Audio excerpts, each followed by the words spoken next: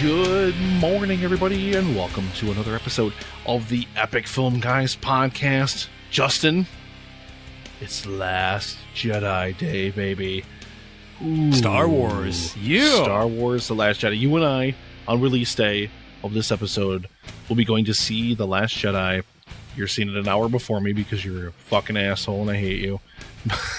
Aww. I don't Man, really. all the abuse that I get on this show, you know? I know. You got to deal with this soundboard trolling the shit out of you constantly. But ladies and gentlemen, welcome to the Epic Film Guys podcast. I am, of course, Nick. And I'm Justin. And yes, that's right, Nick. This episode will land on the release day of The Last Jedi. Definitely what I would consider the most anticipated film for most people of the entire year. It definitely is for me now that we got another film out of the way. well, yeah, I mean, that it is what it is. And we're going to be talking about lots of movies and lots of film-related material this week on the show. But I can't tell you enough, Nick. I'm so excited. I was really excited for The Last Jedi. Regardless, I was pumped about it. It's one of my most anticipated of the year personally. And then, of course, the early reactions from the premiere that hit this last weekend. I know you said you stay away from those these days. It's not your thing, really. But it was like 2 a.m. And the gentleman that's absent from this episode, we're not going to actually play your sound clip this evening because you don't get that. But Loisauce, it was like 2 a.m. and he literally sends me 20 pictures. And they're all pictures of Twitter reactions from the premiere. He does this all the time with movies, but I'm like, it's a good thing I'm a deep sleeper because I'm like 20 pictures coming through. It's 20 separate texts. Thanks, Loisauce. But I woke up to that and I'm like, dude, the buzz is real. And for me, like, a lot of people wait for real critic response, which upon this recording, the full critical response for Last Jedi will be hitting tomorrow on Rotten Tomatoes. But like, I sometimes side with early reactions more than major critics these days. It really depends on the film. But from what I've seen so far, Nick, I got to say, I can't be more excited than I am right now. Yeah, and I'm right there with you, even though I'm avoiding reviews like the plague. I'm avoiding initial reactions like the plague. I don't care anymore. I don't want to see anything else. I don't want to think about anything else. I don't want to hear anything else. I just want to see the film. I'm in Star Wars mode now, and I am just hoping, you know what? I'm hoping for a film that's more cohesive narratively than Rogue One was. It felt a little disjointed from the first 2 acts to the third act, even though we loved the third act. We both absolutely loved it, but the first 2 acts were a little...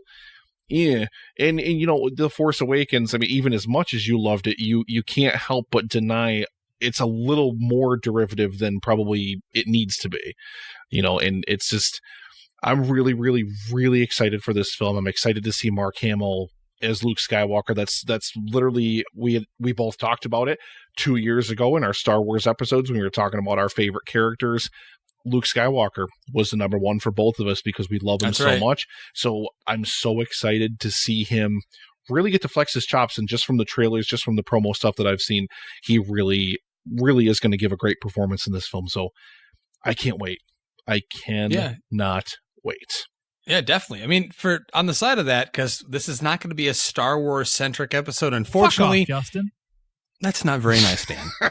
Your mother should have washed your mouth out with soap when you were a young man and taught you not to curse like that. But I can't believe it either. I can't. I don't know how it even got on the soundboard, but I can't get it off of there. I try to delete it and it plays it again. I don't know why. I know. Then I have to deal with it on Facebook as well. I still love you, Dan. I wish you all the best, sir. But it is the Christmas season, and I'm feeling very Christmassy, if that makes any sense. And I don't know how you've been doing this past weekend, what you've been up to, but I had a ball on Friday night, Nick. I went to the Alamo Draft House, DC area, and Danielle and I went to the Gremlins Rule Breakers movie party.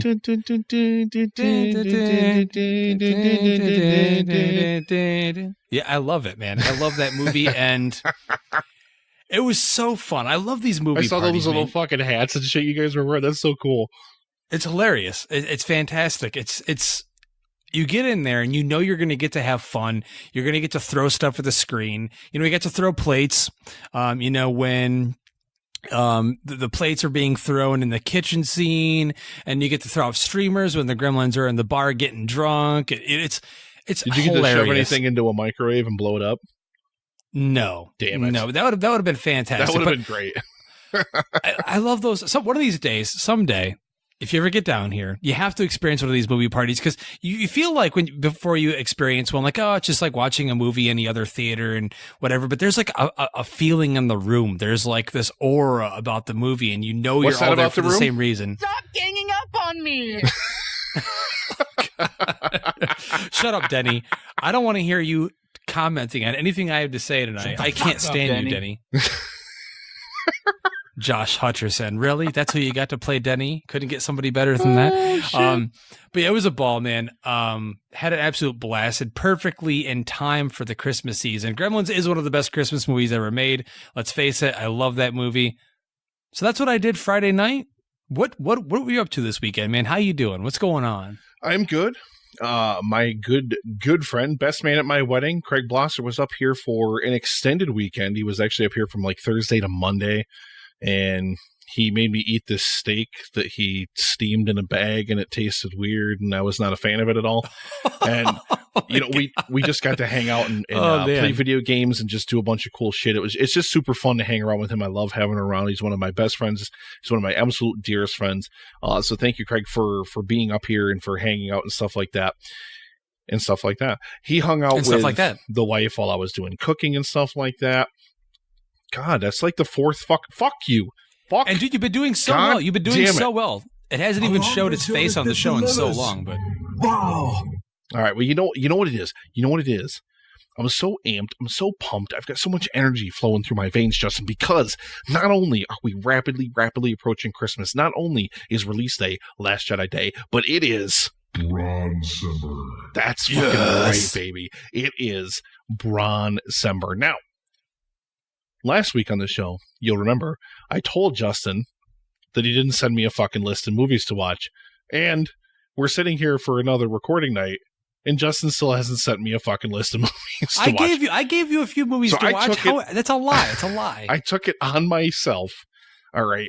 And I watched not one, Justin, but two Bronson films for tonight's show. The first of which, I already played this for you earlier, so you already know it's on the soundboard. But I already watched Death Wish 2. You believe in Jesus? Yes, I do. Well, you're going to meet him. Yes. I decided to check out Death Wish 2, even though you told me I didn't really need to, and I kind of understand why after I watched the film. And I went right on from that and watched Death Wish 3, which... Yes. The first of those two films, Death Wish 2. So basically, it's sort of the plot of the first film recycled. Even though he really gets to get his revenge against the actual muggers, he didn't get it in the first film. He just goes on his mission against muggers overall. This film, he actually got to get revenge on the muggers. Like, a few brutal kill, like the daughter kill was like, holy fuck, like I did not expect that at all. That shit was crazy. But it was really, it felt like the first film recycled in a lot of ways. They brought back definitely a lot of the characters. They brought back the police commissioner from the first one. And I don't know, like I enjoyed it. It wasn't a bad film. It wasn't as good as the first one. But then you move on to Death Wish 3, which for the first hour or so is pretty procedural. It plucks him up, and now he's like almost not really under police employ, but they've kind of let the leash off of him to kind of go deal with this gang problem in this neighborhood. And for the first hour or so, the film's like, okay, yeah, this is happening, that's happening. The epic scene what we've talked about so many times. It's my car. Now you're gonna die. Like that's all in there and stuff like that. But then the last half an hour of this movie happens, and it's literally the greatest fucking thing I've ever seen in my entire life. I told you. It's this whole, you have to see it to believe it. I can't even describe how amazing it is. It's just this amazing, massive fucking like block war. That like it's him, it's all these different townspeople, it's the cops versus the fucking gangs and shit like that. He's got a fucking 30 cal at one point, fucking blowing people away. Dude, the final kill against the fucking leader of the gang with that fucking rocket thing. Holy shit, that was fucking cool, dude. Dude, is it not the coolest thing ever? I love that. First time I ever watched it, I literally had my jaw drop to the floor. I was in awe over it. That's how cool it was. I was falling over laughing. You were absolutely right when you described it last week that Death Wish 3 was going to be like unlike anything I had ever experienced before. And then Loisos mentioned it back when we did our room retrospective that it was like the greatest action movie that ever existed. And I kind of see why now. Yeah. It was fucking great. I'm glad you enjoyed it, man. Man, that was fucking fantastic. So aside from what I watched, so I'm 3 films deep in Bronzember. But where are you as far as Bronzember goes? What Bronson have you ingested into your system? Hey, buddy, you gonna eat that sausage? Besides the sausage. I had sausage over the weekend, actually, so thank you very much, Charlie, for that introduction. I left the show last week, and I sat down and I watched Yes, Virginia, There is a Santa Claus. It was a made-for-TV movie where Charles Bronson plays a writer, a drunk who lost his family, and he's the one that writes the article, Yes, Virginia, There is a Santa Claus, to a young little girl who's in a poor family, needs some Christmas hope, Christmas spirit. The film itself is not one of his best, but as far as performances, especially because it's in his later years, I believe he was already almost in his 70s. If he wasn't already in his 70s, it was the early 90s. He does a fantastic performance in the film. It's very gushy and lovey-dovey and, very much not the kind of movie you'd want to watch, but I've watched it a few times, and luckily, Shout Factory just did a restoration of it last year, and I got to see it on Amazon. So I watched that, and then Loisos was actually over here the other evening, and he had never finished out the Death Wish series, so he had seen 1 to 4. He had never seen 5, and for good reason. But we sat down. I showed him 5 on DVD because there is not a US Blu-ray that actually exists of the thing. Mm-hmm. And for the most part, he was like, it is what it is. I've watched it a ton of times, not as much as the others in the series, but there was one kill in the film where his eyes lit up and he jumped out of his fucking seat and screamed in joy. And he said, this literally happened, Nick. He said, please rewind that. I have to see that again. So I had to rewind the movie, and then we watched it again. There's a scene in Death Wish 5. I'm not going to spoil it, but people, if you haven't seen it, whatever. Don't ruin it on me, because I've plowed my way through the first 3. I'm pretty sure I'm going to finish all the Death Wish films at this point before Bronzember winds up, and then I'll catch all right, some other Bronson flicks somewhere. Let's just say it's a remote-controlled thing that gets into the hands of a very corny but amazing villain in the film, and then bad things happen. So I'll say that much. But Loisos loved that part of it. That rocket launcher just fucking blasted that fucking dude out the window. Oh my God, was that fucking great. You know what? So great, it's awesome too, because you think of like Kick-Ass did it too. Kick-Ass did it too, where they shot the rocket launcher at the dude and he flies out the window. Like, it was the same kind of thing. Like, it had to be an homage to Death Wish 3. Had to be, at least in some small regard, Matthew Vaughn paying homage to the great Bronson and Bronzember. That's right. Matthew Vaughn knows what Bronzember is, apparently. Yeah, dude. And for real, what a fucking movie, dude. What a fucking movie. I can't. I just want to watch that fucking block war like 1,000 times. Like, I could watch that endlessly. It's so well put together. It's so fun. It's so over the top. And like I said, when he fucking rips out that 30 cal and just starts fucking annihilating dudes, he's got the guy holding the box full of ammo running next to him. No, dude. He's got a cardboard box full of bullets. I'll tell you this though, Justin, I was not prepared to see Counselor Troy get molested and raped. I was not prepared to see that. So I didn't need to see that. Yeah, I know. I get it. I get it. That's a deep cut for all you Star Trek The Next Generation fans out there. But Justin, moving on from Bronzember. That's the thing. We've got to go ahead and cut into another segment that we do for like the past 2 years on the show. I still haven't hit the point in EFG history where I actually started using this sound drop. But I've got to know, Justin, what are you drinking? I'm back! Puke and rally! Woo! Give me beer! Well, Nick, you're not going to be surprised. And I want to just make this statement clear on the show from now on. You shouldn't be surprised anymore, because I'm going to keep drinking these beers, and it's just going to be that way from now on. I doubt that I'm going to change it up that often, though I've been drinking a lot of stouts lately.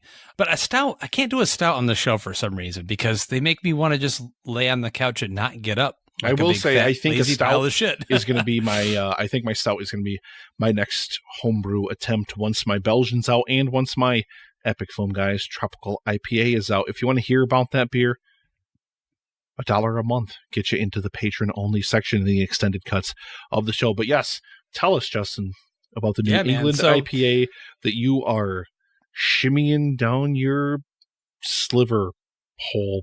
I'm gonna write down like a whole bunch of these. And yeah, dude, you should come up with some more ideas for that. But I'm drinking another beer from Other Half. This is a beer that I got from a trade with my good buddy Brian Powell a few weeks ago. I've been saving this thing in the back of my fridge. Like I said, I save these guys in the back and hope that I forget about them. And a few weeks later, I go in there to grab, whatever's in there. I'm eating some chicken for dinner, and I'm like, oh my God, I still have one of those beers left. So it's the Other Half's double dry hopped Forever Simcoe. Now, you know all about hops, Nick. So they take Forever Simcoe and they dry hop it. And it's a double IPA. It's 8.5% alcohol by volume. And it's juicy as hell, citrusy up front, smooth on the back end. I love this beer. And these guys, I've had a lot of beers lately from the New England IPA realm, but I have to say, Other Half is probably my second favorite next to Aslan. I've had a lot of Trillium. I've had a lot of Treehouse, but for some reason, these guys get like, there's a little bitter punch that comes in on your first sip of this thing, and it's perfect because I still like my bitter beers. Believe me, anyone that listens to the show, they know that I've been loving my bitter beers ever since I started drinking craft beer. And I still like my New England's a little bit, got a little punch to it. So this one's perfect. I love this beer. It's fantastic. I would drink it every day of the week if I could. And if I knew that I wouldn't die from drinking too much beer, like liver cancer and all that kind of thing. But it's good. It's very good. I like it very much. But Nick, I have to ask you, what do you have in your hand? What are you pouring down your mouth this evening? All right. Well, speaking of beers with a punch, Justin, pew, pew, pew, pew, pew, pew. This is the last beer that you left me from the wonderful gifts that you brought me when you're up here for Thanksgiving. This is Aslan's Pewpewpew Triple IPA. Holy shit, this beer is good. I think so. Yeah. It is drenched, and I mean drenched in tropical flavor right up front. You get a lot of your mangoes, your passion fruits, things like that up front.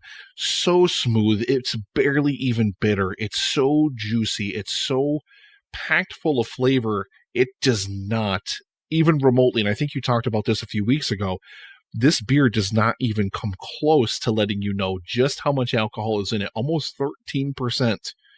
Crazy. It is so fantastically juicy, so fantastically full of flavor.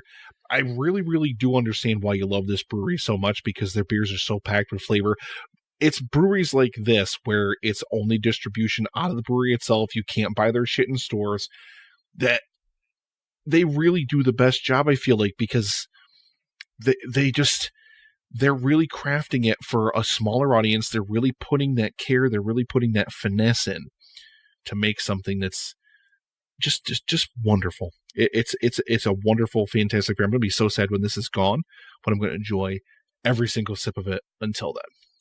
Well, hey, man, I'm going to be bringing up more for the holiday season. And I know that you had the macaroon stout from Aslan. I did. And I actually waited in line on Saturday. We got snow, dude. And I was super pumped about it. I was like, man, I'm listening to Christmas music. I'm watching Christmas movies. It's December. I'm in Christmas mode. I'm pumped for Bronzember. I want a good stout. And they were doing another stout. It was another Imperial Stout. And where the macaroon is supposed to be like a Mounds bar, the Aslan's Loot, as it's called, was supposed to be like a peppermint patty or a thin mint. And I waited in line for 2 hours. I only got 2 cans of it. And I got some other Aslan beers as well while I was there. But man, this thing was 15%, and I was not a fan at all, really. Wow. I mean, it was okay. But like, I had pictured what you were talking about with it. It just felt like a syrup dump, honestly. It didn't have any complex flavors. I didn't taste any mint to it. It didn't taste like that, where the macaroon definitely tastes like a Mounds bar. Yeah. Yeah, no, the mint was not, the mint profile wasn't even really present in the mix. Mint for for beer me, at for least. me really is funny because I actually Dragon's Milk, which I love, is fantastic. I love that beer. But they do a mint mocha stout version of Dragon's Milk, and it was at Wegmans. It was in the Pick 6. I actually got into like a 15-minute conversation with one of the beer guys that actually is in charge of that department down there last time I was there. And he was telling me all the different beers and stuff that they had in the Pick 6s because I usually avoid them because I've had so many of them. But he told me that the mint mocha stout Dragon's Milk was in. I had to have it, Justin. And not a fan. I love Dragon's Milk because it's got that rich malt flavor and it's got that smokiness. It's got that bourbon barrel-aged flavor to it. The mint and the mocha completely kills all of that.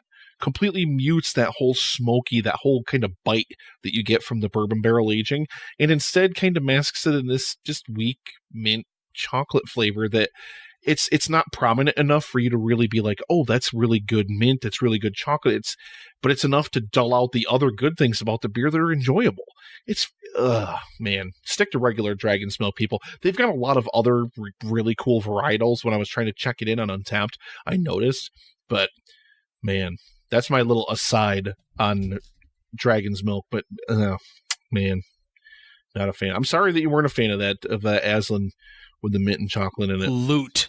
Well, yeah, man, like I said, I liked the macaroon, but I took it from what you had said about it because I understand your view on stouts because you're bigger on them than I am. And this one just tasted like how you pictured in your head the macaroon. Like it just tasted like they just poured in like candy syrup and the thing. It didn't have any punch to it, but dude, it was 15% and I drank it. It took me about an hour and 20 minutes to drink it. And by the end of it, I passed out on the fucking couch, dude. I was passed out. And it's funny because I was talking to a guy in line who had already had it, and he was like, oh yeah, I drank that thing. I passed out last night. Same thing happened to me, dude. So, hey, words to the wise. Know what you're getting into. But I still have one of those loots left, so I don't know if I don't end up trading it for something else. Maybe I'll bring it up, and I'll make you try it just for the hell of it. Who knows? We'll see what happens. Yeah, you may as well. All right, Justin, we've got to keep moving because we've got so much to pack into this show tonight. We really can't waste a moment, even though we've wasted 1,000 of them already. Whatever. Who fucking cares? Yeah, we got to keep rolling. Yeah, keep rolling. I keep rolling. Yeah. All right, when you sing Kid Rock, you get I Sucked a Dick Last Night. It's Limp Bizkit. I thought that was Kid Rock. Never mind. No, it's Limp Bizkit. Kid Rock. Kid Rock is like. Where is it? Where is it? It's all right. Yep, I heard that one. We're going to take our break here. This is where we're going to stop talking for a moment. And then we're going to come back and we're going to talk about a movie that we both had the opportunity to see this last week. James Franco's The Disaster Artist. And I couldn't be more excited to talk about a movie than that movie. So we'll be right back in a few minutes to talk about The Disaster Artist.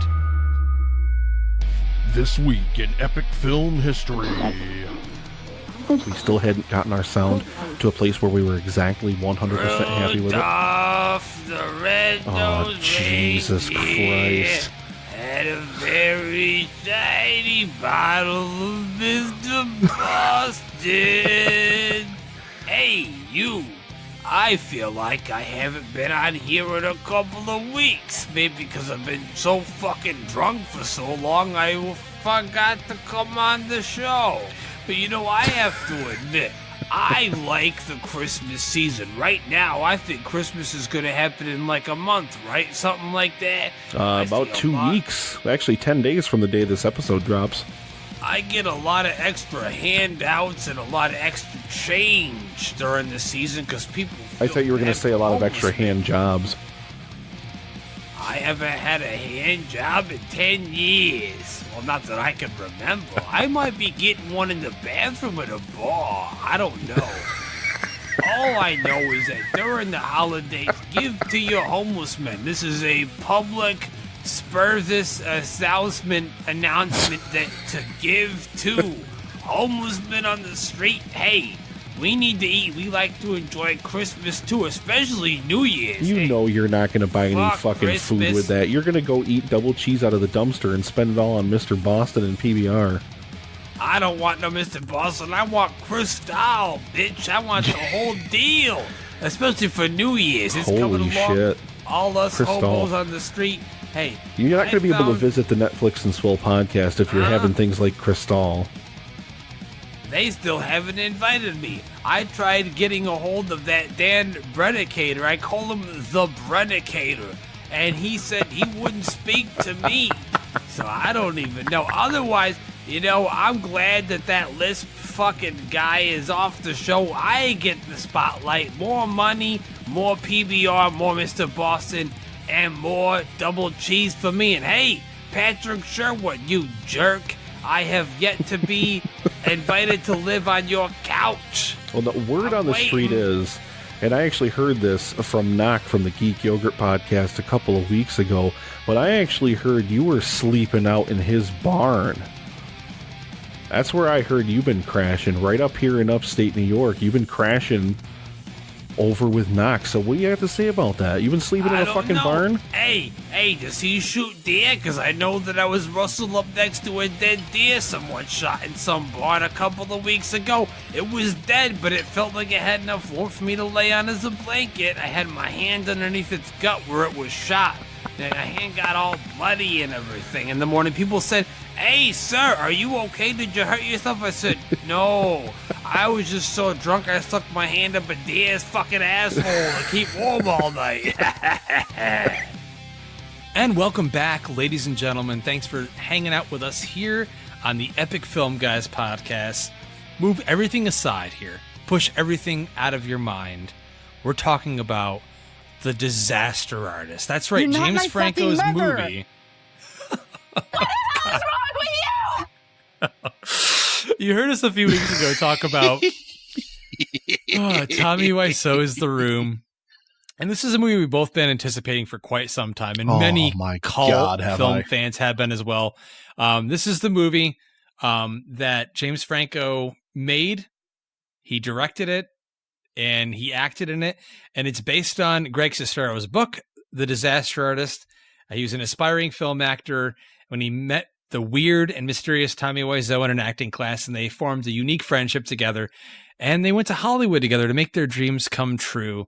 And I know that I have a reservation here, Nick, that you have not, because I had the opportunity to actually listen to the audiobook and finished it the day before. That's true. Yeah, I finished the book the day before this came out, the day before we both saw it. But let's jump right into it. Let's get down in the nitty gritty. Let's jump in the fucking mud here and get dirty. What were your initial reactions on The Disaster Artist? Right. So, Justin, are you ready to talk about The Disaster Artist?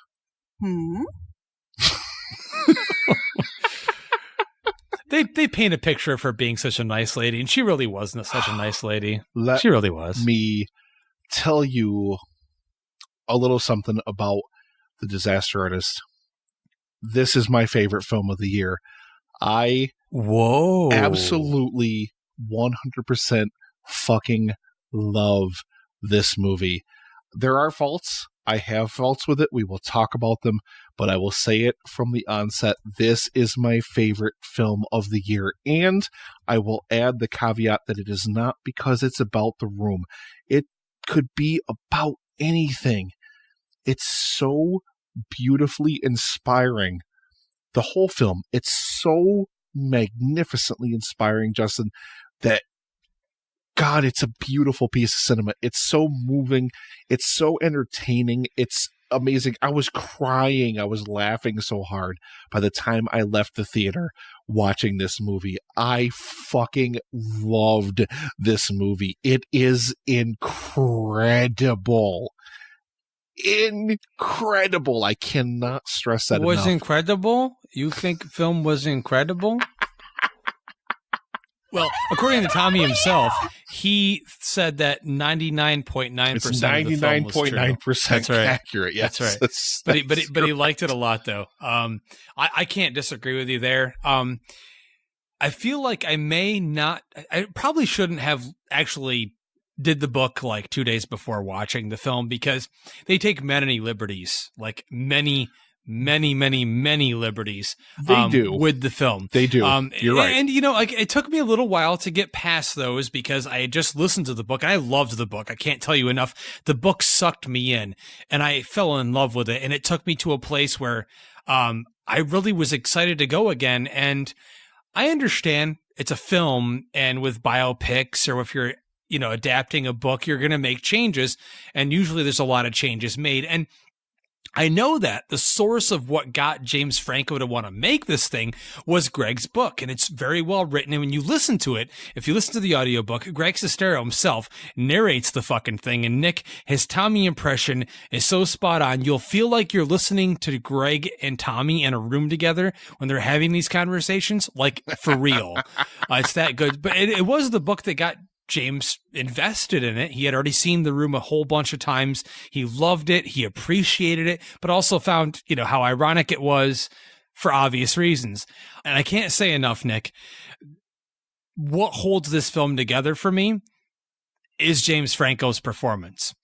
His direction is spot on, but he nails Tommy, who we all think of as Tommy, and who this person really was, even a deeper part of who this character is, because we've never actually seen that part from Tommy. Tommy plays this public persona, a little bit when he's at these screenings and when he's talking for press about The Room or for even The Disaster Artist, and he puts on that I'm Tommy Wiseau persona.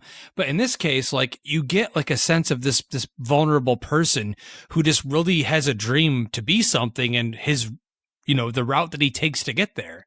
And I feel like that James nailed that 100%. He did, and you're absolutely correct. And it's one of the favorite things that I have about the film is James Franco's performance. He embodies Tommy Wiseau. He steps into those shoes. You never for a moment feel like you're watching James Franco on screen. You, for every second, feel like you're watching Tommy Wiseau. That's not necessarily true of some of the other actors in this film. We'll talk about that. Oh, yeah, definitely. I have a lot to say about that for sure. I definitely do as well. But James Franco, without James Franco, I'll say it out front, this film doesn't work. It doesn't work without somebody. And James Franco is obviously so invested in this material that he gives it 1,000%, and he knocks it so fucking far out of the park you can't even see the ball anymore. It's incredible. He I have to say is so fucking good, dude. That's why he's my front runner. I really, really want him to win at the Golden Globes, because I just don't think that he will win at the Oscars. He won't win at the Oscars. I'm telling you that much. But I want him to win the Golden Globe. I pray he wins at the Golden Globes, Nick, because he promised recently in an interview, he's taking Tommy with him to the Golden Globes because he was nominated. Think about how good Tommy feels, though. We just talked about The Room, and I really hope. God. I hope you get the chance to at least listen to the audiobook or read the book when you get. Honestly, if you get the chance, do it soon. But you know how good it will feel for Tommy to be sitting in that room. He was a dreamer. He still is a dreamer. He may not be the best person. He may have made lots of mistakes, but we're all human. And the whole point of the movie for me is, and I'm sure you can relate to this as well, and it's one of the main reasons why you love it so much, is that the movie is about dreamers. It's about following your dreams, being the underdog, and actually, whether what you make is what you set out to make or not, things can happen for you, and they can be positive, and it can be eye-opening. And there's so many things I have to say about this movie. But I am so happy to hear that James Franco will be taking Tommy Wiseau to the Golden Globes with him as his guest. And I to get prepared for our review here, I watched the film last week, and I've been watching tons of interviews, tons of the press they've done for this film. And one of my favorites was when James brought on Tommy to Jimmy Kimmel with him. And I'm not sure if you saw this or not to get off track or not, but Tommy actually finally revealed. He finally admitted that he's from Eastern Europe, and yeah. But it was so cool seeing them together, because James can't help but talk to Tommy in the Tommy voice, so it makes Tommy crack up, and then they're talking in the same voice. It's hilarious. It's fantastic. Beautiful. It's beautiful the relationship these two have formed out of this film. And I wrote a written review for this film, and I had you do a piece of artwork for it, and that's all going to be posted after this episode records. And I purposely, after you sent me the thing, I was like, do I want to post this out for Justin, or do I want to hold it back? And I decided to hold it back because I wanted to kind of give you some of this stuff raw and let you see it and hear it raw. I feel it's a little bit of a different experience. So I'm going to read a couple of pieces from my written review, if you don't mind. No, go ahead, man, for real. You mentioned this film being about dreamers. Okay, and it's a perfect segue into one paragraph that I wrote here. I wrote, "This is truly the film's greatest success. It would achieve this regardless of whether it was about The Room or any movie at all. It works as hard as it can to inspire and dares any and everyone to dream, because success or failure is simply a path on that road, and no matter what, it is the most important to dream, to strive, to struggle, and to try to achieve something." At one point in the film, Greg says to Tommy, "You did this." And that really, in the end, is exactly what matters, and it's why the disaster artist matters. So many people out there, so many people who could and who should offer the world so much are told no, and they listen and they believe it, and they quit on their dreams, and they resolve themselves to do something less than they are. The disaster artist says, no, don't quit, don't forfeit, don't give up on your dreams, and push yourself to be something better and make something better. You should walk out of the disaster artist inspired to run out and try to conquer the world, just like Tommy Wiseau does in this film, no matter what anyone does or says to try to stop him. I 100% agree with that, Nick. I felt inspired when I left the theater. That's what this film filled me with. I mean, those tears, I could say that a lot of those tears were from laughter, but a lot of them were from how inspired I was. This film is so fucking moving. It's incredible. I'm tearing up now fucking even talking about it. Literally, this is a fucking dude who he's got a weird fucking accent. He looks fucking weird. He just is a straight up weird dude. And he had a vision, and however he got fucking money banging Taiwanese hookers or however the fuck he earned it, whatever the case may be. Selling the fake Levi's. Selling the Korean leather jackets and everything. Which I didn't realize this. I have to cut in here real quick. I have to cut in here because I didn't realize this. Okay, so I listened to Greg Sestero's book, the audiobook. And when I had that picture from San Francisco of the Room poster that's still up right now, Nick, little did I realize when I was there that what I was in front of was Tommy's old original store where he sold jeans, where he sold all the clothes that he had. That's where that was. Yeah. He sold, he owns the building, but he sold the space to whatever was there. But like that, I was like, oh my God. And I'm listening to the book and I'm like, dude, this is where he made all his money. Well, and he still does that now too. He still sells clothes and stuff like that, but all of it's like Room related now. Like he sells Room, Well, you better be prepared for Christmas, Nick. I'll tell you that much right now. You better be prepared for Christmas, sir. Baby. Ooh, baby. But dude, seriously, I totally agree with you in every way. I feel like that's what James saw in Greg's book and saw, it's a film about dreaming. It's a film about, following those dreams and making it happen. And, not everyone is successful. In this case, we know what happened with The Room. Tommy even had on the poster, it said Tennessee Williams style drama on the poster. After it being in theaters for 2 weeks, he added on there. He didn't remove that, but he added on there black comedy. So people were like, oh, so we'll get, but he intended for it to be a great drama, but what came out of it is people loving it, laughing at it, while the end product at the end of The Disaster Artist may have been a little bit over the top in how they showed how reactions from the audience were upon the premiere. It's still, it perfectly captured how audiences react to the film on those midnight screenings, where it shows still once a month across the country, every single month of the year, and it has since the film was released. You're exactly correct. And Loisaz had mentioned this actually when we were doing our Room retrospective, that he wasn't as happy with the way that they tied everything in a neat little bow at the end of this film. And the way that this film ends, and I mean, I'm not going to worry about spoilers because, I mean, this is real life. This is all stuff that happened for the most part. I mean, but they basically take the premiere of the film and they turn it into a homage to the cult hit that the film is and would inevitably become through that 2 week space when it was running.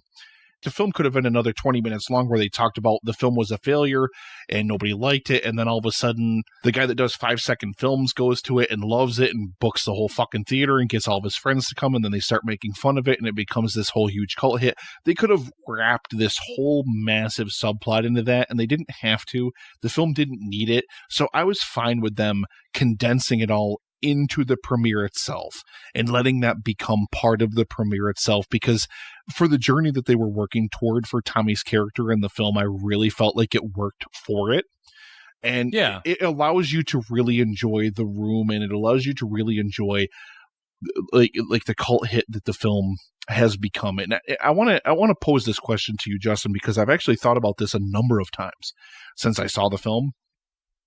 And a lot of people have wondered, like, do I need to see The Room before I see this movie? And my answer to this question is no.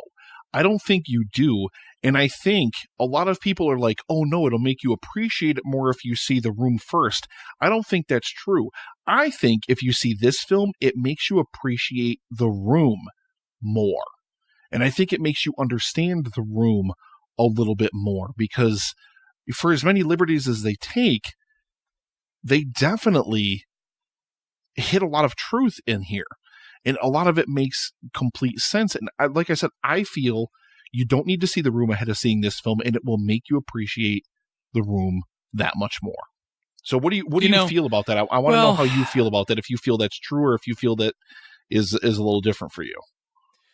I feel like I had to watch The Room in its entirety before I, number one, read Greg's book, and then secondly, watched The Disaster Artist. So for me, I felt like it was a perfect transition to get myself prepared for The Disaster Artist. That being said, I feel like, you know, what you're saying is 100% correct. I feel like people should still watch The Room. Whether you watch it before it or after The Disaster Artist is up to you, but one or the other. You still have to watch The Room, I feel like. The film does what it does with you watching it or without it, but I still wish that people would, because of the fact that the whole film is about dreamers and about people that love film. Yes. They fall in love with it. They want to make movies of their own. They want to act in movies of their own. They want to be something. You should watch The Room, because that's the product of, you know, well, what came out of Tommy Wiseau's fucking insane brain. Ooh, but God. Again, I am somewhat jaded on the subject because of Greg's book. A lot of stuff in the film, Greg. Nick. Let's talk about Greg. Let's get into it. Directly toward Sestero. Not just Greg Sestero as a person, but Greg Sestero as a character in this film, as played by Dave Franco. Okay, I'll throw it out there. I'll throw it out there immediately. I'm going to tell you this right now. Dave Franco was totally miscast. Yes. I love you. This is why I fucking love you. This is why you Seriously. are the yin to my fucking yang, dude. He does not work in this role at all. He doesn't work for me at all, because here's the reason why. Even if I hadn't read the book, I'd watch The Room. Even if his performance was lazy in The Room, which it is, because he acted in films previous to The Room. Reading Greg's or listening to Greg's book with his narration and feeling those words, and then, you know, doing some research and getting an understanding of who this person is, Dave just doesn't fit that. I'm okay with the person playing the person not looking like him, because Greg's way taller. He's way more attractive. He has a certain look to him. Dave doesn't have that. I get why James wanted his brother in the film. This is the first time they've acted together in an actual movie. Yep. I guess supposedly Dave has completely disagreed with any other thing that his brother brought to him. He didn't want to do it because he didn't want to be under his shadow. He's been doing his best in his career to stay out of his brother's shadow. Avoided it, which I will give to Dave Franco. I think that's to his credit. But when you read the book, I get where James was coming from, and the fact that the relationship that Tommy has with Greg, they have themselves, because when they came to Hollywood together, James had already lived there. He brought his brother there, and then they lived together while Dave was getting, you know, his 2 feet and whatever. Yep. So he saw something in his brother and he wanted to work because they had that chemistry, which totally works. For me, though, Dave does not fit the character of Greg at all. He doesn't fit what I picture as Greg, and how Greg was actually on the set. Dave Franco seems like this excitable little kid half the time on the set, and Greg was not that way at all. Greg was not that way at all, and way too naive, like insanely so. And I like Dave Franco. I've seen him in a few different things. I don't think he's a bad actor, but he doesn't fit here. He's not the tall, lanky guy that Sestero is, and he's not as screen attractive as Sestero is. He just does not fit this part. And let's be 100% honest. We talked about James Franco and how much his performance carries the film. He also carries Dave Franco as Sestero on his shoulders the entire way. Without James Franco, this entire thing would fall to pieces. And Dave Franco, he just is not the right fit for this. I'm sorry, but he's not. He is. They have the chemistry. He is not.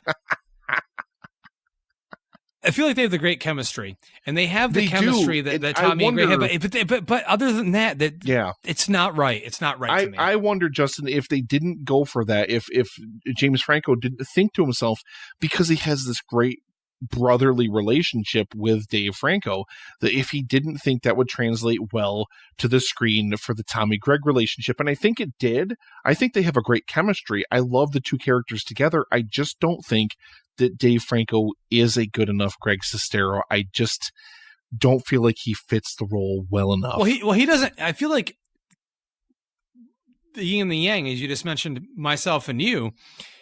I don't think that Dave did enough homework. I mean, Greg was there. Greg was a part of this.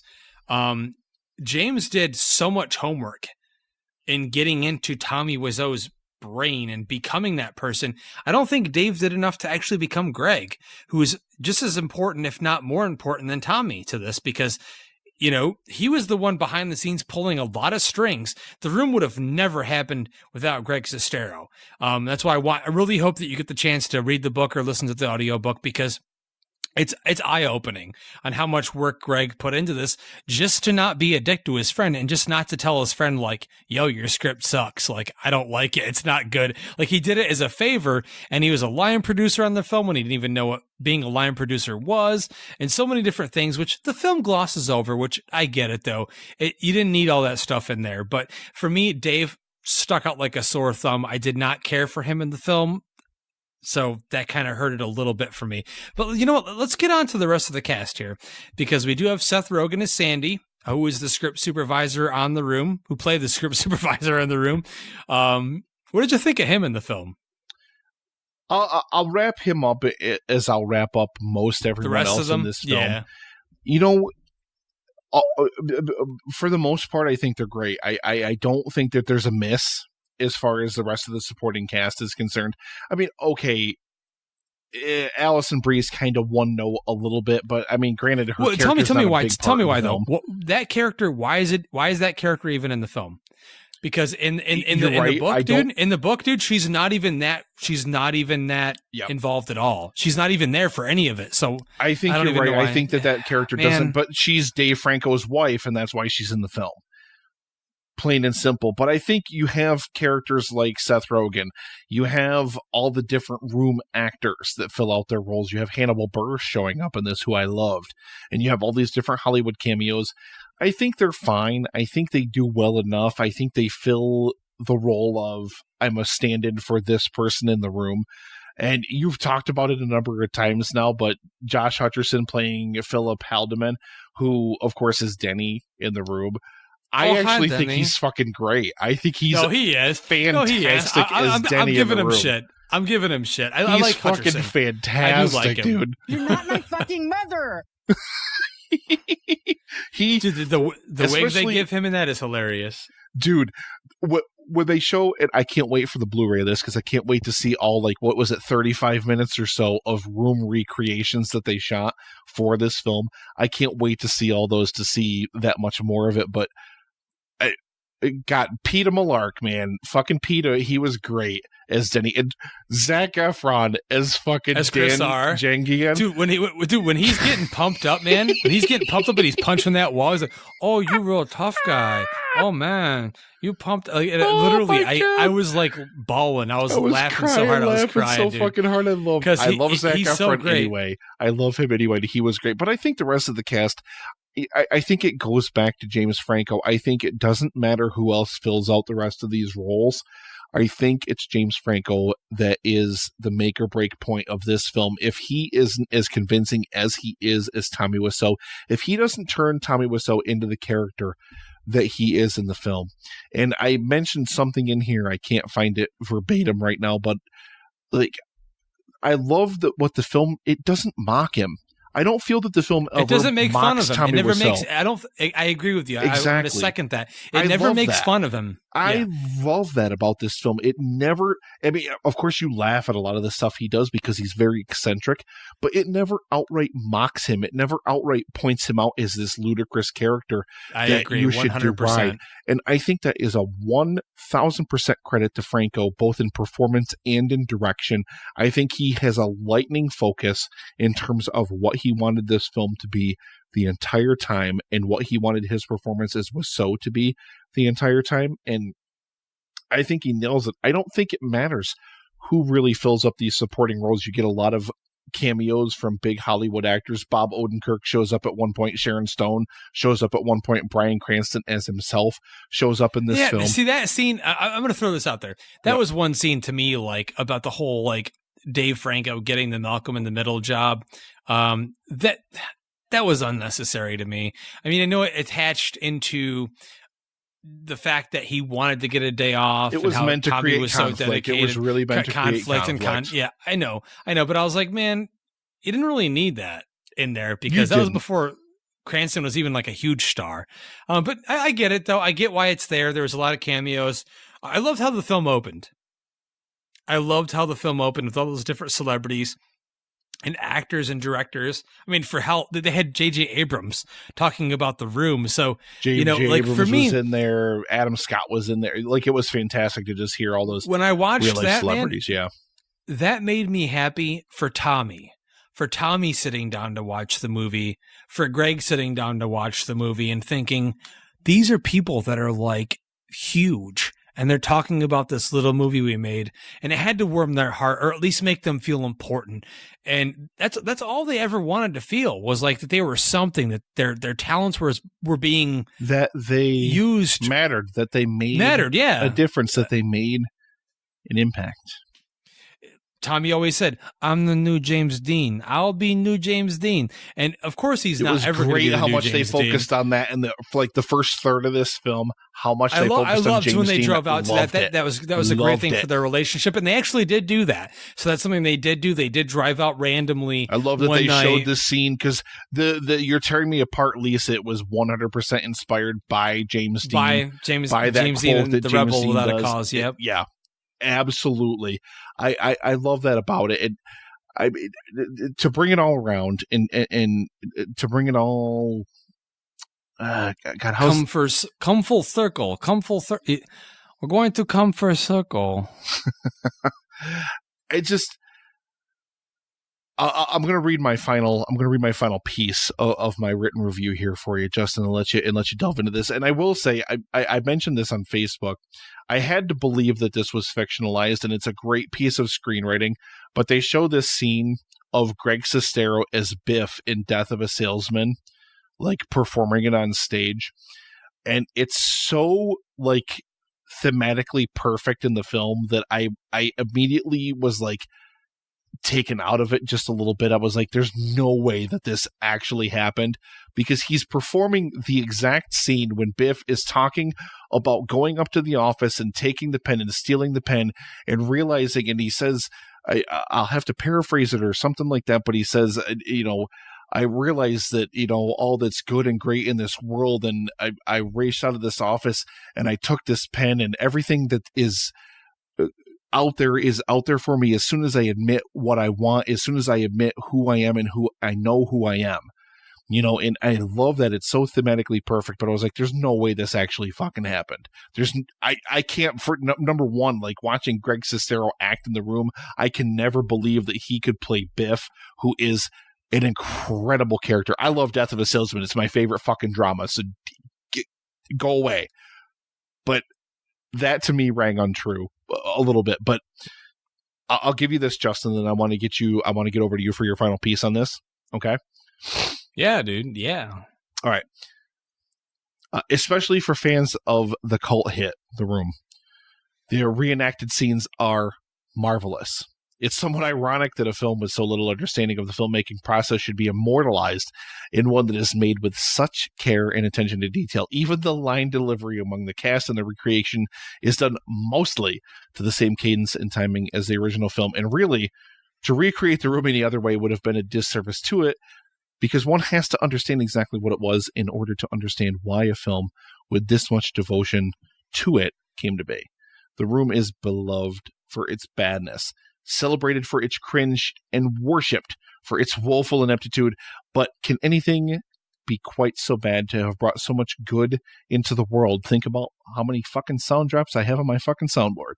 It is a testament to so bad it's good cinema's ability to entertain against all odds. And what is most amazing about The Disaster Artist is exactly, Justin, how much Franco is able to encapsulate all of those good feelings and all of that amazing entertainment to turn it into a wonderfully endearing piece of cinema. It is one of the best films of the year, and exactly one of the reasons that everyone should go to the movies. And I'm stamping my rating on it right now. It's my film of the fucking year for the moment.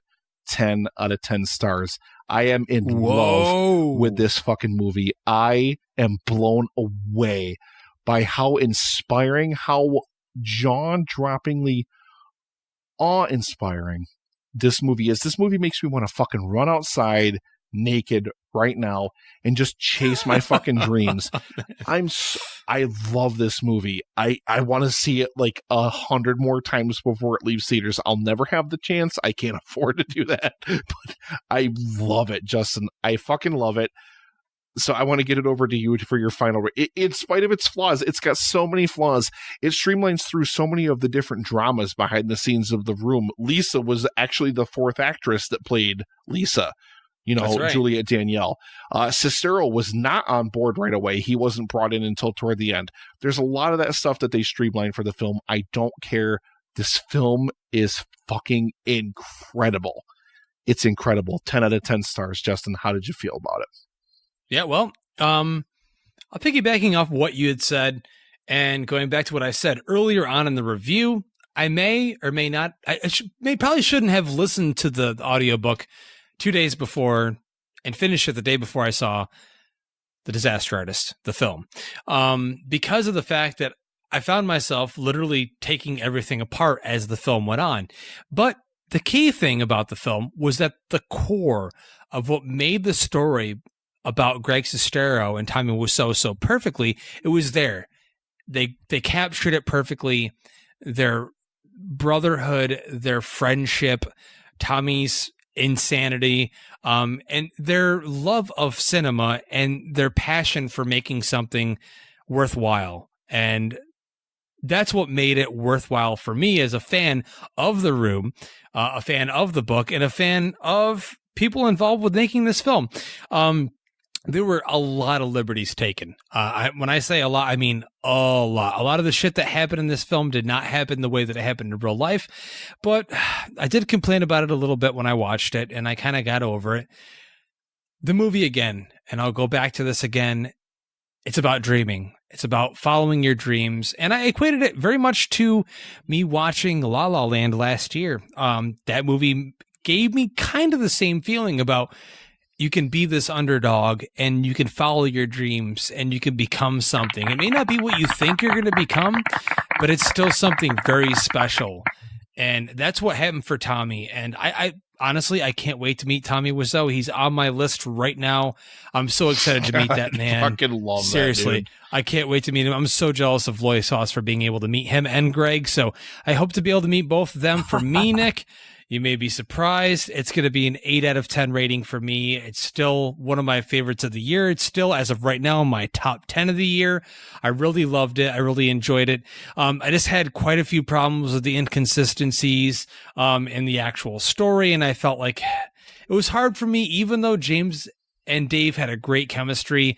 Dave just took me out of the film too many times where he didn't feel like Greg. And again, that could be me in the book and my attachment to it. I don't know. I'll cut you off there. I don't think that's you at all. I really believe that too. I really feel like Dave Franco is a misstep here in this film. But I think what blew me away, and I think what overwhelmed me so much about this film was the inspirational message of it. How you can watch a film about, I mean, literally, The Room's fucking bad. I love The Room. You love The Room. Loisos loves The Room. We all fucking love The Room. Not because it's a great film. It's a bad fucking movie. And Tommy Wiseau was a fucking asshole on set. He was a fucking dickhead behind the scenes. Even more so than what we saw in The Disaster. You're 100% correct about that. But I think the way that James Franco is able to take this and he's able to turn it into something that is so incredibly inspirational. Oh my God, it did things to my heart that a lot of films just do not get the chance to do, and that's why I have to put it. And like I said, we probably had exactly the same problems with the film, but I'm going to rate it. I'm going to give it. I always reserve 10 out of 10s for films that blow me away and that exceed my expectations in every way. Well, hey man, I'm glad. And this film I'm totally glad. It did it. There hasn't been that many films this year, Nick, that have done that for you. And I'm so glad. One other film that captured this rating, and that was Dunkirk. And yeah, man. I mean, right now, it's Disaster Artist Dunkirk sitting at the top of my list, which I can't wait to talk about. By the way, I can't wait. I mean, Last Jedi's coming. We've still got Star Wars to talk about next week, but I can't wait for Best of 2016. Hey, man, and you still have The Shape of Water, my friend, which I'll keep quiet about. I want to talk about it tonight, but Loisos skipped out. You haven't seen it yet, so I'm going to be quiet about it, but there's still a lot left to see at the end of the year here. But that is our review, ladies and gentlemen, for The Disaster Artist, a film we both... Oh, hi. We both highly recommend this. We both highly recommend this film. Go see it. Whether you have seen The Room or not, whether you give a shit about The Room or not, it's a movie that you'll laugh at. You know, you may even cry at, but you'll enjoy it overall. It's a fun movie. During the end credits, and I know you yelled at me for not staying. I read about the end credits scene, by the way. Oh my god! I'm so mad. You that was in Tommy's contract. Okay, so Tommy he had to have a scene in the film. Would not let them use the footage from The Room for them to do the side by sides unless he got an actual scene in the film. Yep. So the word is he still says it to this day.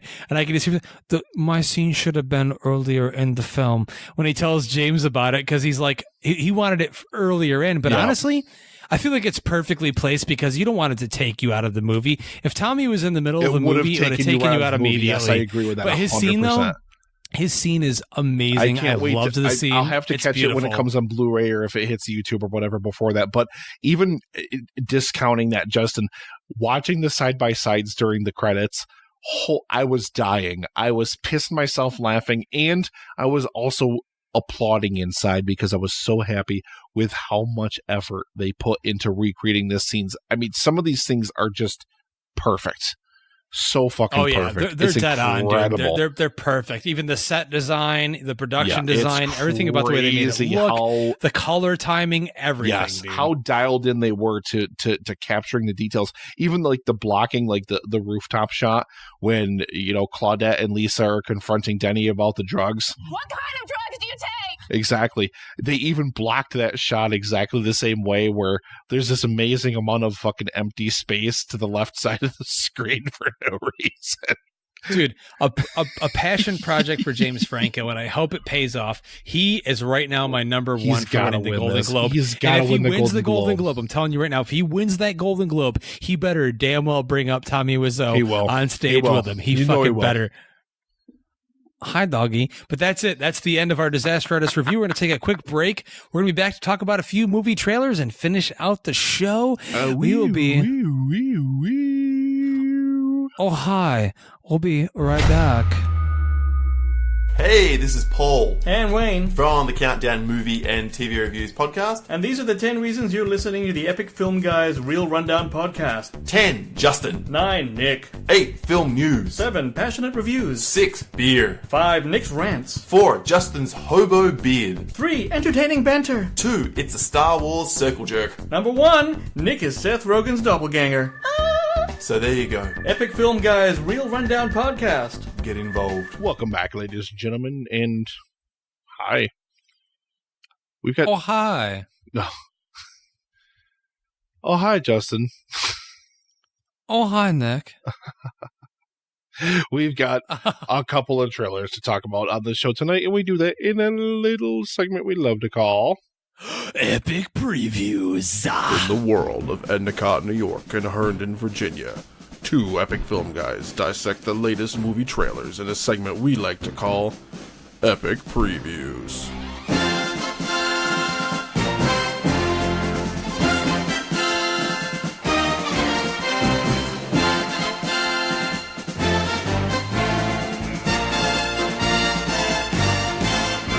We're going to talk about 3 trailers tonight on this segment, but one of those films, there's not much more to say about it.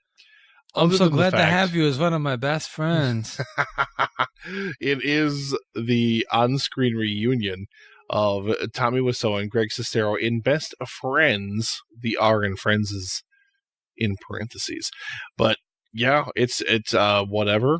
It's based on some little story or something like that Greg Sestero wrote. I'm not sure, but I dug the trailer for it. I don't really want to talk about it all that much, but I think it looks really cool, but I'm super excited to hopefully see it, although it'll never come to my area. I believe I told you when I was texting you earlier, in a million years. Probably not. I will never get to see this in a theater, man. Luckily for our Loy Sauce, we're still not playing your soundbite this week because we're mad at you. Yes, that's right. You're being punished, Loy Sauce. But no, he's putting work in. He's working really hard at Star Wars and everything this week. But he did put in, this is behind the scenes information to see if he can get Best Friends to play at our Alamo Draft House here locally, and to see if Greg Sestero and Tommy Wiseau can be in attendance, which I will pray will happen. But the trailer looked cool to me, man.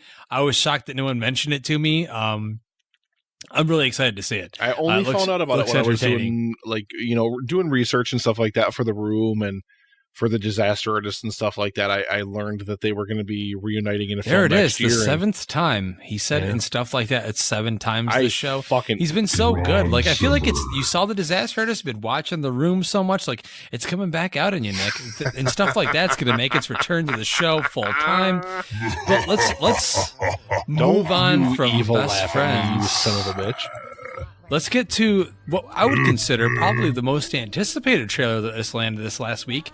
It's Jurassic World Fallen Kingdom, which is the sequel to Jurassic World, which I myself really adored. And Nick at first really liked, then he ended up wanting to bash every chance that he got because he doesn't like Raptor Squad. But I say hashtag Raptor Squad for life. Raptor Squad for life. But this is where... Okay, so... Danny. We'll see what happens here between our opinions on this movie, but the trailer landed, and, to quite a bit of an uproar from the fan community based on what I saw on social media. Okay, so the basic idea of this story, when the island's dormant volcano begins roaring to life, Owen, played by Chris Pratt, and Claire, played by Ron Howard's daughter, the really hot one, Bryce Dallas Howard, that chick. She's really hot in the movie. Yeah. They mount a campaign to rescue the remaining dinosaurs from that extinction-level event.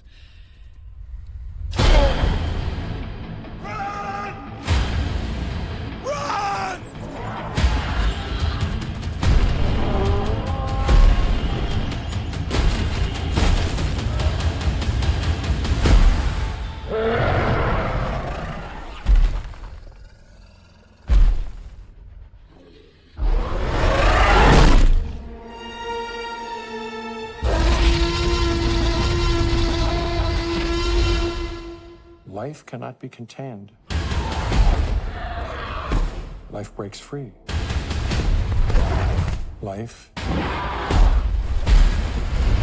finds a way.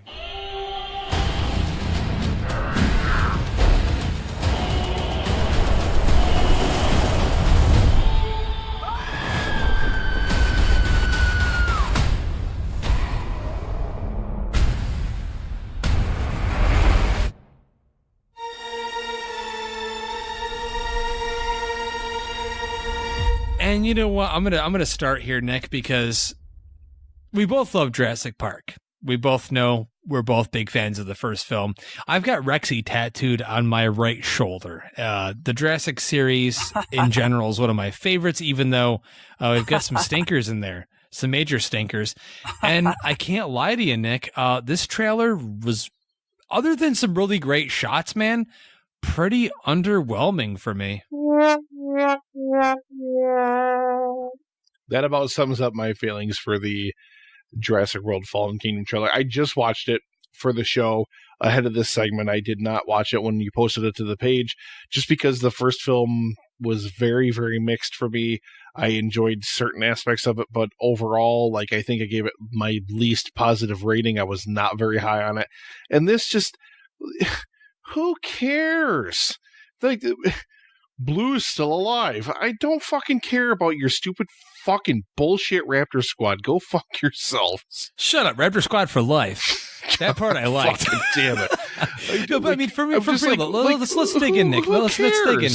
Let's dig in real quick. Oh, God. Think of it this way. Our main issue ahead of this was, we both discussed this previous to the trailer getting released. How are they going to make a story interesting enough for them to go back? Because we knew they weren't going to just, the dinosaurs aren't going to be walking down, New York City streets and down Binghamton, New York streets and down your street in Endicott. It wasn't going to happen. So they had to find a way to get them back there again. And for me, like, fans are... Kill him, hang him, hit him. Not that violently, but I'd like to see some dinosaurs eat some people. But the truth of the matter is, this story's not much better than the story for the Lost World. Instead of going there to steal them and use them for a zoo, you're going to save them. And again, it goes back to that suspension of disbelief. Like, who would go back there after experiencing what they experienced in Jurassic World? I mean, we get it. In Jurassic World, they're going there for a theme park. We feel like they're all tame. We're used to it, like we are in zoos. Oh, they're just animals, whatever. They are assets, whatever. But in this case, we're getting these characters that obviously witnessed some severe danger with the Indominus Rex. The finale and the climax of Jurassic World is extremely tense, and I love that ending of that film. So with this, J.A. Bayona, who is the director in this case, very, very well regarded director.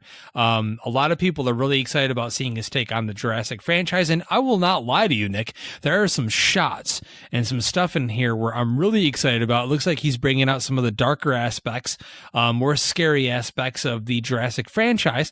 But then we're getting like these shots of like generic, traditional, Transformers-esque, like, explosion. Oh, it's the volcano erupting. Oh, run. Like, we haven't heard that enough. And then, like, explosion, bunch of dinosaurs running and them running in front of a green screen. And I mean, come on, dude. Couldn't they? I mean, there's so many awesome animatronic shots in this. So, Nick, have you noticed that at all? I'm not sure if you paid attention to that, but they're putting more animatronics into this Jurassic film than they have since The Lost World. Well, that was a huge criticism of Colin Trevorrow's film, because there were maybe one or two shots in that film that were animatronics. It's one shot. All the rest of it was CGI, and that was a huge backlash because the dinosaurs just didn't seem real. They just didn't feel real. You go back to 1993, Jurassic fucking Park, baby, where those effects still feel so real to this day. I was on that draft with, So I Married a Movie Geek, and, it is a film that stands the test of time. It is an incredible film because of that. And Trevorrow's film, it was a huge misstep to move away from that and go so far to the CG route. So I was very, very pleased to see that they were doing a lot more practical effects. Dude, in terms the of scene the with the T-Rex in the back of the truck, that's a full animatronic T-Rex. Like, they actually did that. Like, when you watch the behind the scenes video, which I was really excited about, not to cut you off there, but like, they have all these different dinosaurs that they did like full scale, or even the heads, or just like smaller scale. Great. That's which great. Is fantastic. And I give Colin this much. I really love Jurassic World, so I know that we disagree on that category. And he also shot it on film, which I still love very much because he put as much effort as he could into that. Though we've come to realize at this point that Mr. Trevorrow, who was supposed to helm the third Star Wars film, will no longer be doing that, and J.J. Abrams will be doing that in his place. So we don't know what happened behind the scenes. I don't know what his vision was, whatever, but he is an executive producer here on Jurassic World Fallen Kingdom. And I just have to say, as a big fan of the franchise, like nothing in this trailer really got me over the top excited. I know they threw in that scene there, Nick, and you know which one I'm talking about, where we have Rexy. Yes, the same exact T-Rex that I have tattooed on my arm. All the same the way exact back to the T-Rex first film, yep. that we saw in the first film, that we've seen in Jurassic World come and be the hero at the end of that film. It felt shoehorned in for me. It felt like they were throwing it in there for the fans, and I got kind of excited. And they have some new, the Carnosaurus and the Baronix, which is the new big baddie in the film. There's some cool stuff to be had, you know, but at the same time, it's like, it's nothing to get me overly excited. I feel like, you know, all this hype about having Jeff Goldblum back in the film, Nick, he's probably going to only have that one fucking scene where he's in a courthouse. Yeah, and he's got that one fucking scene, life will and find all a he does way. is say the same thing you said in the first fucking film. Like, get the fuck out of here. Fuck this. I don't care. I need to see another trailer before I'm ever going to give a shit about the Jurassic franchise, and it needs to be a great trailer. This one, for me, it was a lot of shots of people running from dinosaurs. We've seen it a lot. And, we're going back to the island to save them from the volcano fucking erupting. Well, I mean, again, like, how small is this island that yeah. who gives a fuck about the volcano? Like, Jesus, God. That's what I'm saying, you know? Well, I'm sure it'll have some, you know, inspiring themes through it. We'll see. But yes, I agree with you. And it's surprising because for me, I love the first Jurassic World. Love my dinos. And of course, I'll go in there for some dino action. But let's move on to the next film, which is actually directed by the man that directed the first Jurassic Park, which is a classic, Ready Player One, which is Steven Spielberg's next film. It's coming out in March. Just this next year, 2018, so we don't have that far off from it. It's that dumping ground we talked about a few years ago, and we're like, March is going to be the new blockbuster month, and it certainly is. Ready Player One is set to hit. We have not talked much about this on the show, Nick. What are your first impressions of the brand new full trailer for Ready Player One?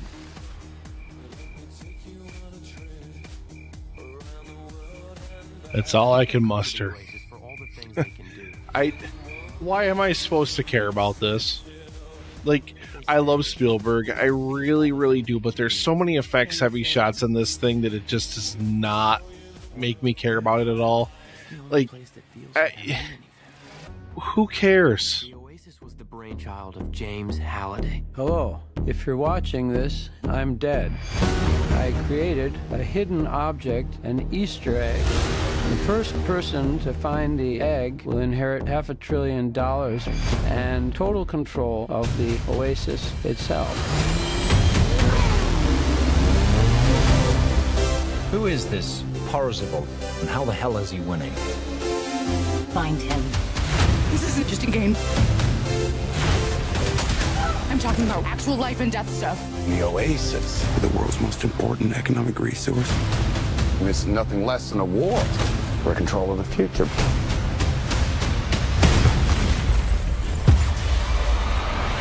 Welcome to the rebellion, Wade.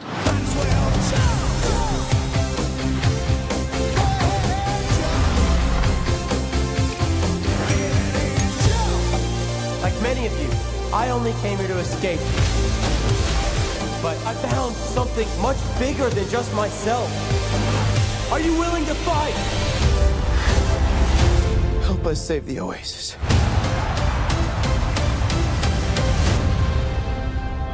Well, there's a book. There's a book that this is based on. And most of those friends of ours that we have that have read the book, director Brennick and Loisos, they both hate the book. They fucking hate it. Like with a passion, a hateful passion against it. They hate the book.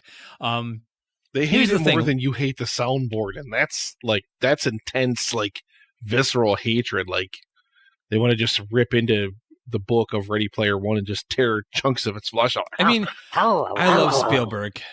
You know, we had Spielberg month this last July. We did. On the Epic Film Guys podcast, and he's one of my favorites. And I just watched that documentary, which I know you have not got the chance to see, Nick. I have not. I definitely, you know what we should do when I'm up for the Christmas season? I should bring it with me. We should watch it together because it's so just like it's on one of the streaming services, isn't it? Oh, is it now? Well, I don't know if it is now, but I thought that's how you watched it. I don't know. No, I bought it. Oh, okay. So I don't even know these things. It's okay. It's okay. But here's the thing though. Spielberg's still getting nominated. We just talked about it earlier in the show for a Golden Globe for his drama. You know, he's going to try to go out and make these action sci-fi spectacles. And the book is widely regarded by a lot of fans as a great fantasy, you know, to escape the real world. And I get the idea of what this is all about. And especially the retro 1980s stuff. Like anyone that follows the Instagram for the Epic Film Guys knows that outside of my action figures, you know, I love retro 1980s stuff. It's like one of my favorite things. I collect retro 1980s jackets and track jackets and outfits. I refuse to believe it. And actual shirts and sunglasses. I have a lot of retro 1980s stuff. It's one of my favorite things in the world. I refuse to believe it. Retro 1980s music. But for me, like, honestly, watching this, I totally agree with you, Nick. Like, there's not a physical material for me to grab onto. It's like so much deep into the CGI realm that, like, how am I supposed to get invested in this? Like, stop packing the trailers full of all these shots of things that are supposed to give me nostalgia bonus. All these retro the DeLoreans things in it. Ooh, the Speed Racer cars in it. Ooh, the Iron Giants in it. Like all this. Harley Quinn and Joker in it for some reason. Who in the last one, Why Freddy is this Krueger was in it. important? Like for me, like I like the idea of this character, Wade Watts. And I like the idea of being in that future because it's not far off from where we're at now, Nick. And I get that part of it, like where it's so filled with pop culture. We're so obsessed with pop culture that we're going to live our life in pop culture in this virtual reality because our lives are so dormant in this boring nothingness. I get that. Exactly. Damn right, Mr. Dread. But the trailer did not get it. It's not like Avatar was when that first trailer hit, when everyone's like, oh my God, or the first Matrix, when everyone's like, oh my God, this is like a whole new thing. Like, wow, this is going to blow my brains out. It's going to knock my socks off. My hat's going to fly off my head when I watch this. This just looks like another CGI laden, you know, heavy computer generated video game movie, which is really shitty to think about when you think about what we've watched this year, Nick. We saw Stranger Things season 2, which is highly inspired by so many Spielberg films, and it's mostly practical. You know, it's tough, man.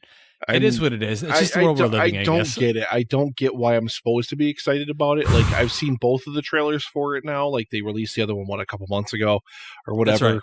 Like, yeah, okay, fine. There's all these like little tongue-in-cheek pop culture references and stuff in the film. Well, the whole thing about the Easter egg, it's all Easter eggs. It's all about like oh wow, look what we can see. Oh wow, another Easter egg. Oh wow, another one. Why am I supposed look at the poster. Care about that? Like as a look person at the poster. Exactly. But why am I supposed to care about that? It's an egg. The poster, it's an egg. As a viewer, why am I supposed to care about that as a person who wants to go see this movie? Why is that supposed to entice me? Like, I can just go watch The Iron Giant. I can just go watch Back to the Future. I can just go watch all these other different films. Then include these things. Well, you know why, Nick? You know why? Because our whole culture is just drowned in nostalgia. And I myself am the same way. I live and breathe nostalgia. Well, we know. And I even commented we just talked about Jurassic World, and literally all Colin Trevorrow had to do was spit a little dino loogie on your boner and stroke it for you, and you splooged all over that movie theater and rated it some fucking insane rating, like 8 or 9 out of 10 or some fucking crazy shit like that. It has to be done. It has to be done to a certain level of expectation. It has to be done to a certain level of quality. Where again, like Stranger Things season 2, we both enjoyed it a lot. That's a nostalgia boner. It's done well. In this case, it's not but it's for me. Subtle. It feels in that. Exactly. This feels tacked on. This feels like they're capitalizing on the nostalgia boom, and they're going, "Hey, let's just take this book that's all nostalgia." And that may just be the company that's cutting these trailers together for DreamWorks. It may just be I agree. They may just be throwing this stuff in there, trying to appeal to a mass audience, being like, "Hey, you recognize the DeLorean? Don't you want to see this movie?" But like overall, like I watched the trailer, I just don't get a whole big sense about what this movie's about, and I just don't care. Like, why is this Oasis thing even a thing? Who cares about it? Why is it? Is it? Well, a big deal? We'll see. We'll be watching it. We'll definitely be watching it. We'll be seeing it. But again, this just goes to show we live in Trump's America, so maybe a virtual world is more preferable to the real. I don't know if you've seen the. I don't know if you've seen the poster though, with that giant egg, but with the long leg. Have you seen the poster? No. Like, why is the leg like? Why is the leg like? He's like, I don't know, on stilts or something. Like, why is this a thing? I don't get this. Everyone's talking about the poster. I'm sitting here as we're talking, and I'm looking at the poster. Night. That's all I've got. And one leg's a normal leg, and one leg's like basically 3 legs. Hey, they got Alan Silvestri to do the score for this. Well, are you thing, saying that the egg has a big dick? No, there's a long leg and there's an egg. 2 separate things. That might be his dick. If his dick has a shoe on it and it's that thick and fat, I don't know. I have no idea. We'll see in March, I guess. The list will be this thing's PG-13, isn't it? Man, it's a Spielberg film. Of course, it's PG-13. Sometimes I miss the lisp. He at least, got me. Well, last week we said goodbye to him a year ago. I know, but he took me to places that I would never go otherwise, and Loy sauce just ain't cutting it anymore. He doesn't. He's not excited enough. That sauce. Loy sauce. Oh, he finally got it. Loy sauce. That's the only one he's getting, but then he's getting it right. I sucked a dick last night. That's right. Because he probably did. But that's it for Epic Previews, ladies and gentlemen. That's it. And this is the end of the show. So you got what you got out of the Epic Film Guys. You got the Golden Globe nominations. You milked it. You squeezed out every last little drop. We're dying. We're dead. We're old. We're old men now.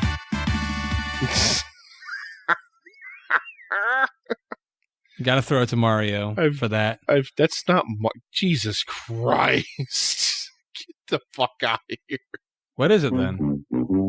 That was Final Fantasy VI. That was Victory Fanfare from Final Fantasy. God damn, we got to end the show now. I can't. It's Nintendo still, though. Wait, I got it. Wait, no, hang on. What kind of drugs do you take? What the hell is wrong with you? Come on. I swear to God. No, I swore. That's a Nintendo. It's still Nintendo. Final Fantasy is Nintendo. Justin.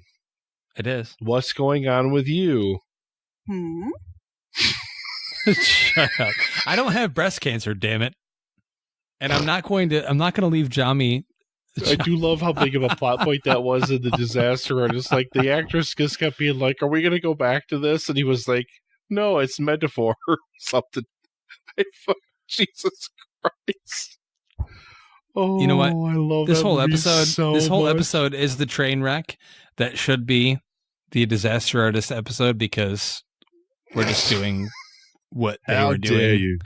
Exactly. Let's just Paul, hope something good comes out of it. I agree. Speaking of Paul, and speaking of the countdown, next week, Justin, not only are we reviewing The Last Jedi, but we're not going to do it alone. Jedi. We're not going to do it alone. We are going to have 2 very, very long-term fans and friends of the show. Long-term fans. In our early days, very, very early days, one of the first podcasts I ever hooked up with, Paul and Wayne from the Countdown Movie and TV Reviews are going to be here. Countdown. Oh my God. And we're going to be reviewing The Last Jedi. I don't know what the fuck else we're even going to talk about. We'll probably spring something on them last minute. I don't know. Since they do countdowns and stuff, maybe we'll figure out something we can count down. The top 5 Juliet Danielle scenes in the room. What the hell is wrong with you? That's number 1 right there. Poor girl. But hey, she still has Loy Sauce's Blu-ray case of The Room. She has it at her place. She has it in her possession because it got mailed to her and she hasn't sent it back. So God damn it, Juliet Danielle. Can you please, Loy Sauce is lonely without his Blu-ray case. Please send it back to him. But Justin, we've got that coming up next week on the show, which is going to be fantastic. And then we've only got one more show left for 2017. and that's going to be the best and worst of the year. How excited are you to talk about the best and worst of the year at this point, before you see Star Wars, before you see it?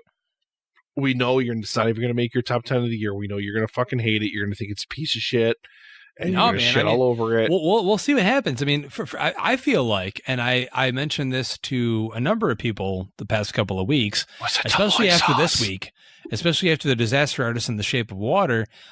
This is probably my favorite year in the past maybe 3 or 4 years so far. As far as collectively as...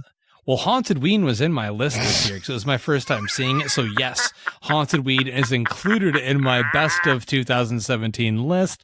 Fuck yeah. Hang him, kill him, hit him, kill him, bang him, stab him.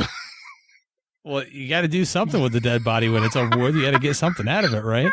No, for real. I really enjoyed this year a lot.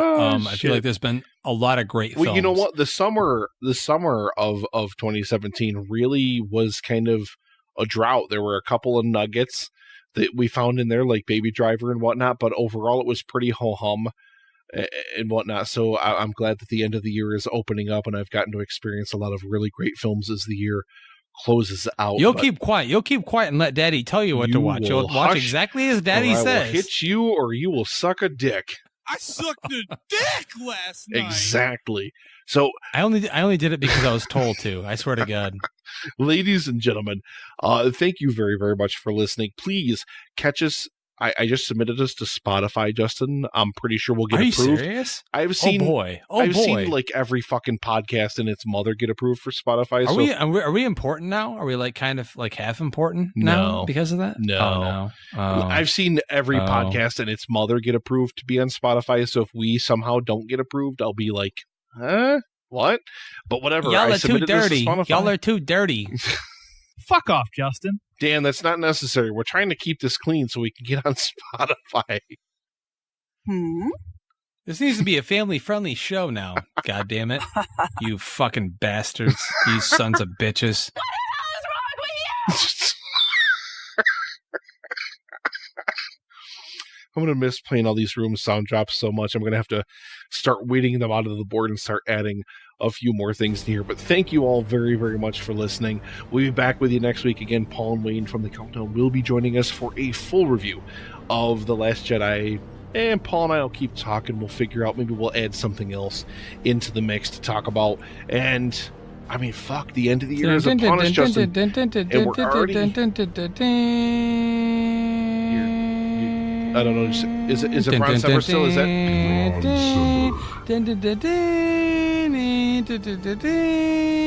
believe in Jesus? Well, you're going to meet him. God. I want to go watch that Black War scene of Death Wish 3. You should. Again. It's one of the funnest scenes ever. People on fire, people getting blown away. Oh my They use God. real Hell's Angels in those scenes, by the way. Those guys on the bikes, those are real Hell's Angels. That is awesome. What a great fucking movie. But thank you very, very much for listening. For myself. For my 2 rats in my cage. God damn it. Thank you all very, very much for listening, ladies and gentlemen. And we will see you at the movies.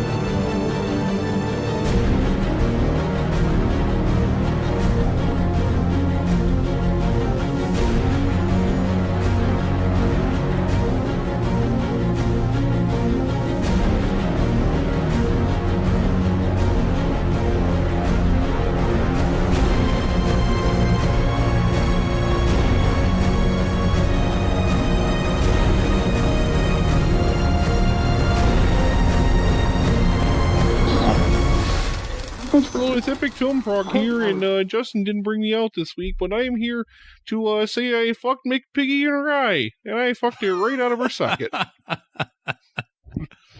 Game over, man. It's game over. I stuck my froggy pee-pee in her piggy nose. Mm-hmm. It fit into one of her piggy nostrils, and got off easily. It came in her nose, and it came out of her mouth. Mmm. Waka, and she waka. swallowed. This was a podcast from the Podfix Network. You can check out more shows like it at podfixnetwork.com.